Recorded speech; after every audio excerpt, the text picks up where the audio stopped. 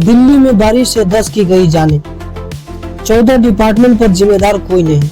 इस समय दिल्ली में बारिश के कारण लगातार मौतें हो रही है और वहां का जो डिपार्टमेंट है वो रिस्क लेने को तैयार ही नहीं। सबसे पहले 23 जुलाई को 2 घटना हुई। गाजीपुर के खोड़ा कॉलोनी में रहने वाले तनुजा अपने 2.5 साल के बेटे प्रांशु को लेकर सब्जी लेने जा रही थी। शाम के 6 बज रहे थे तभी बारिश शुरू होने लगी। रास्ते में तनुजा का पैर फिसला और बेटे को गोद लिए हुए एक नाले में गिर जाती है। बहाव इतना तेज था कि दोनों का अभी तक पता नहीं चल पाया। दूसरी घटना उत्तमपुर के बिंदापुर इलाके की है। इस इलाके के 12 साल का चेतन शाम 7:30 बजे ट्यूशन से घर लौट रहा था। बारिश की वजह से सड़क पर पानी भरा हुआ था।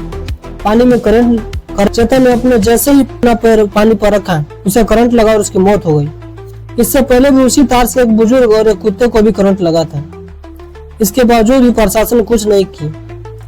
ये हालत है हमारे देश के भ्रष्टाचारी अधिकारियों और नेताओं की। आपको बता दूं कि ये सिर्फ 2 मामले ही नहीं है। दिल्ली एनसीआर में 30 जुलाई की बारिश के बाद अब तक लगभग 10 लोगों की मृत्यु हो चुकी है।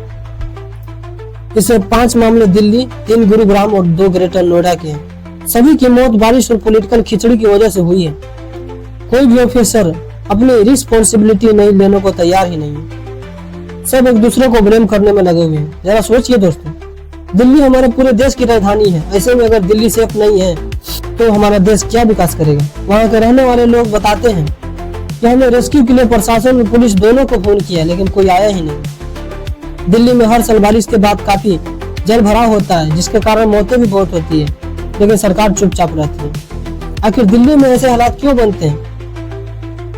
इन्हें क्यों नहीं रोका जा रहा है? इनकी वजह टाउन प्लानर और एक के जैन बताते हैं कि जब 1911 में अंग्रेजों ने दिल्ली को टेक ओवर किया, उससे पहले कोलकाता राजधानी हुआ करती थी, लेकिन कोलकाता से पूरे भारत को कंट्रोल करना मुश्किल हो रहा था।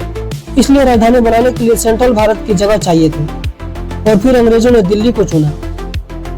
जगह इसलिए सही लगा कि यमुना नदी पास में ही थी, इसलिए पानी की कमी कभी नहीं होगी। नेशनल हाईवे नंबर 1 पास में ही था, इससे पूरे भारत में ट्रांसपोर्टेशन आसानी हो जाता। सिविल लाइन की जमीन सस्ती और खाली भी थी। किंग जॉर्ज भी ने दिल्ली को राजधानी बनाया।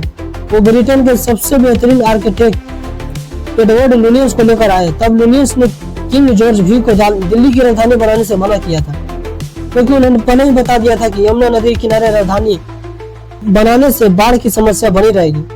जो भी यहाँ रहेगा वो हमेशा बीमार रहेगा। फिर किंग जॉर्ज भी ने सिविल लाइन्स से हटाकर राजधानी को रायसीना हिल्स पर शिफ्ट कर दिया। यमुना के रीज के बीच के पहाड़ी इलाकों पर राजधानी बनाई गई। जैन बताते हैं कि 1947 में पाकिस्तान विभाजन के बाद कई शरणार्थी भारत आए। उस समय दिल्ली की आबादी 7 लाख थी, जो शरणार्थी की वजह से डबल हो गई। उस समय प्रधानमंत्री जवाहरलाल नेहरू ने मिनिस्ट्री और रिफ्यूजी कैंप बनाई और जहाँ जगह मिली वहीं पर शरणार्थियों के लिए कैंप बनवा दिए। 1950 में मिनिस्ट्री ऑफ रिफ्यूजी पुनर्वास मंत्रालय में कन्वर्ट हो गई। सरकार ने शरणार्थियों के 80 स्क्वायर यार्ड का प्लान देने का फैसला किया। सरकार ने कई कॉलोनियां बनानी शुरू की, जिसके कारण पानी, बिजली और ड्रेनेज भार बढ़ने लगा। जैन आगे बताते हैं कि जवाहरलाल नेहरू इससे खुश नहीं थे। आबादी बढ़ने से जरूरतें बढ़ रही थी, लेकिन डेवलपमेंट प्लानिंग के साथ नहीं हो रहा था। इसे देखकर पार्लियामेंट में दिल्ली डेवलपमेंट 1957 पास किया गया। इसके बाद मास्टर प्लान बनाया गया। 1962 में मास्टर प्लान संसद से अप्रूव हुआ। इस समय दिल्ली की आबादी 23 लाख थी। सोचा था 1981 में 41 लाख हो जाएगी। उसके हिसाब से प्लान बनाया गया था, लेकिन आबादी बढ़कर 62 लाख हो गई, जिसके कारण जमीन और घर की शॉर्टेज होने लगी थी। फिर 1976 में ड्रेनेज प्लान बनाया गया। यह प्लान आगे 15 साल सोच कर बनाया गया था। ड्रेनेज प्लान तो बन गया, लेकिन इसमें 14 अलग अलग विभाग शामिल थे। PWD, सिंचाई विभाग, DDA, MCD, NDMC और कैंटोनमेंट बोर्ड। दिल्ली का कुछ हिस्सा उत्तर प्रदेश और हरियाणा से सटे होने के कारण बारिश का पानी भी दिल्ली में आता था। जयनगर नगर में ड्रेनेज की समस्या होनी ही थी। ये लोकल एरिया प्लान बनाना MCD की जिम्मेदारी है। वहाँ लगातार 5 फ्लोर बन रहे हैं, दुकानें खुल रही है, लेकिन प्लान नहीं बनाया जा रहा। जनता कंप्लेन करेगी तो सब एक दूसरे को ब्लेम करेंगे। खैर, इसके बारे में आपकी क्या राय है कमेंट में जरूर लिखिए। और जानकारी अच्छी लगी तो चैनल सब्सक्राइब करके बेल आइकन जरूर प्रेस करें। मिलते हैं अगली वीडियो में एक नई जानकारी के साथ। तब तक ले जय हिंद।